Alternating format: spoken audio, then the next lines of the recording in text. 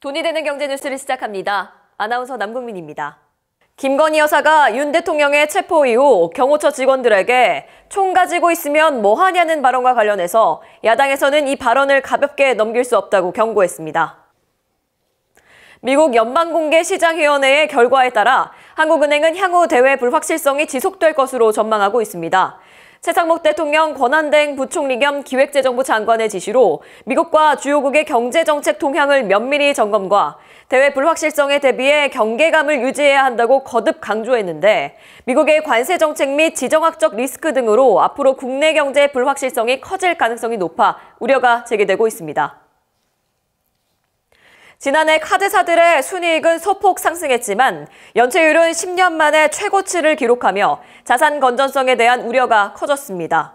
카드론의 증가로 저신용자들의 대출이 몰리며 연체율 상승이 이어지고 있습니다. 고려아연과 영풍, MBK 파트너스 간 경영권 갈등이 한층 심화되고 있습니다. 최근 법원이 고려아연의 의결권 제한이 위법하다고 판단을 하였는데 문제는 고려아연과 영풍 간의 갈등은 더욱 격화되었으며 주가에도 큰 영향을 미치고 있습니다.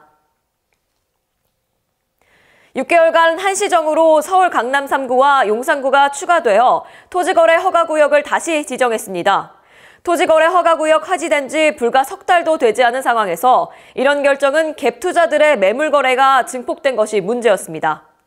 더군다나 앞으로 금리 인하가 2번 정도 더 이루어질 전망인데 이로 인해 부동산 투기가 더 과열될 가능성을 미리 차단한 것입니다.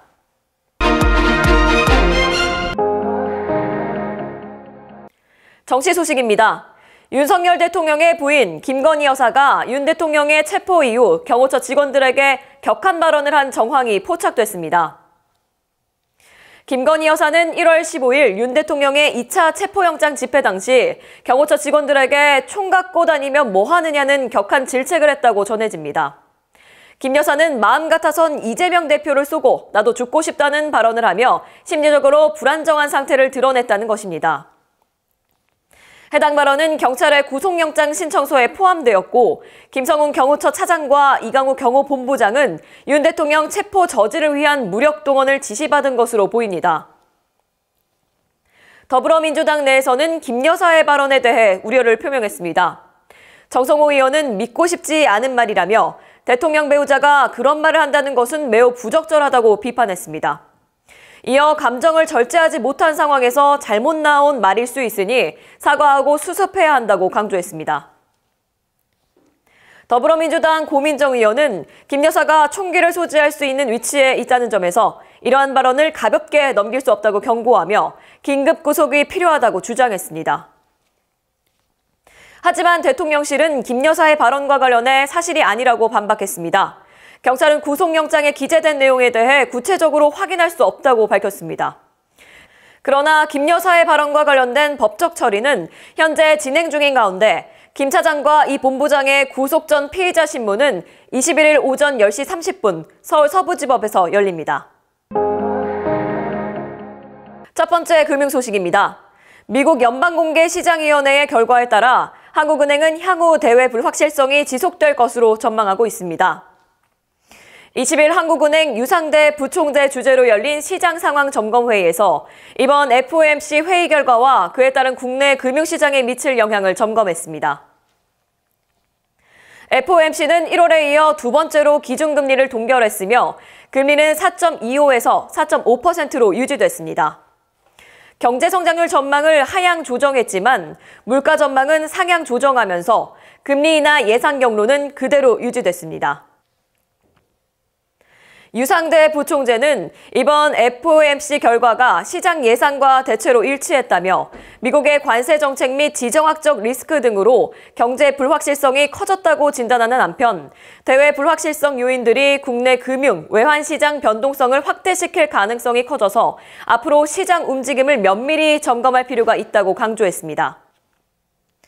최상목 대통령 권한대행 부총리 겸 기획재정부 장관은 정부 서울청사에서 열린 거시경제, 금융현안 간담회에서 FOMC 결과에 대한 분석을 이어가면서 24시간 시장점검 체계를 가동하고 미국과 주요국의 경제정책 동향을 면밀히 점검하라고 지시했습니다. 최 부총재는 해외 투자자 대상 투자 설명회를 개최하고 시장과의 소통을 강화하라고 지시하는 한편 주택시장 안정화 방안의 차질 없는 추진도 주문했습니다.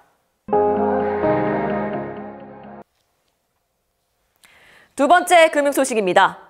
지난해 카드사들의 순이익은 소폭 상승했지만 연체율은 10년 만에 최고치를 기록하며 자산 건전성에 대한 우려가 커졌습니다.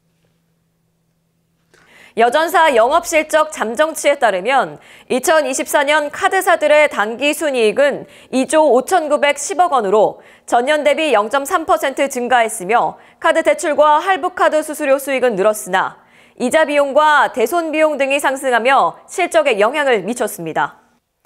그러나 가장 눈에 띄는 점은 카드사 연체율이 1.65%로 0.02%포인트 상승하며 연체율이 10년 만에 최고치를 기록하면서 카드사들의 주요한 문제로 떠오르고 있습니다.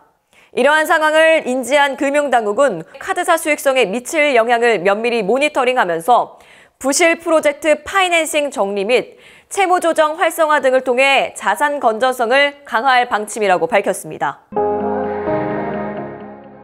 산업 소식입니다. 고려아연과 영풍, MBK 파트너스 간 경영권 갈등이 한층 심화되고 있습니다. 영풍과 MBK 파트너스 측은 10일 고려아연 호주 계열사인 SMC가 취득한 영풍 지분에 대해 불법적인 거래가 원상 회복되어야 한다고 주장했습니다. 서울중앙지법은 고려아연이 상호주 제한 방식을 통해 영풍의 의결권을 제한한 것이 상법에 위배된다고 판결했습니다. 상법에 따르면 주식회사가 자회사를 통해 다른 회사의 10% 이상의 주식을 보유할 경우 그 회사의 의결권은 제한될 수 있지만 SMC는 유한해서로 해당 규정이 적용되지 않았다는 것입니다. 이에 대해 영풍과 MBK 측은 SMC가 영품 주식을 취득한 거래가 불법적이라며 이를 원상 회복해야 한다고 주장했습니다. 이번 경영권 갈등은 단순한 기업 간의 분쟁을 넘어 국민연금과 정치권에서도 논란을 일으키고 있습니다.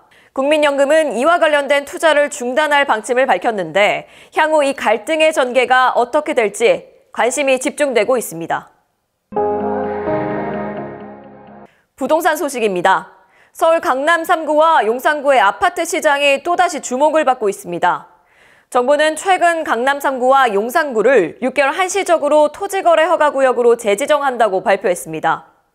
이는 지난 2월 해당 지역의 토지거래 허가제 해제 이후 집값 상승세가 뚜렷해지면서 이루어진 결정입니다. 정부는 이번 조치를 통해 갭 투자와 같은 투기성 거래를 차단하려는 의도를 밝혔습니다. 강남 3구와 용산구는 이미 조정 대상 지역과 투기과열지구로 지정돼 대출 규제와 전매 제한 등의 규제가 적용됐지만 토지거래 허가구역으로 재지정되면 주택은 실거주 목적 외에는 거래가 불가능해집니다.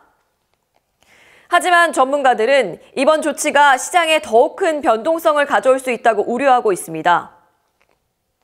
특히 갭 투자가 금지되면서 매수세가 몰리게 될 경우 해당 지역의 거래량 급증과 가격 변동성이 더욱 커질 가능성이 있다고 경고하고 있는 가운데 일부 전문가들은 정부의 규제 일관성 부족에 대한 우려를 표명하고 있습니다. 이와 관련하여 정부는 가계대출 관리 강화를 위해 서울과 수도권 주요 지역에 대한 가계대출 점검을 강화하고 금융권의 자율관리를 더욱 촉진할 방침이라고 하면서 정부는 필요할 경우 해당 정책의 적용 기간을 연장할 수도 있다고 밝혔습니다. 강남 3구와 용산구의 아파트 시장에 대한 변동성 관찰과 함께 향후 추가적인 정책 조정이 있을 수 있다는 점을 예고했습니다. 이상으로 돈이 되는 경제 뉴스를 마칩니다. 다음 주에 뵙겠습니다. 여러분, 구독과 좋아요 꾹 눌러주세요. 감사합니다.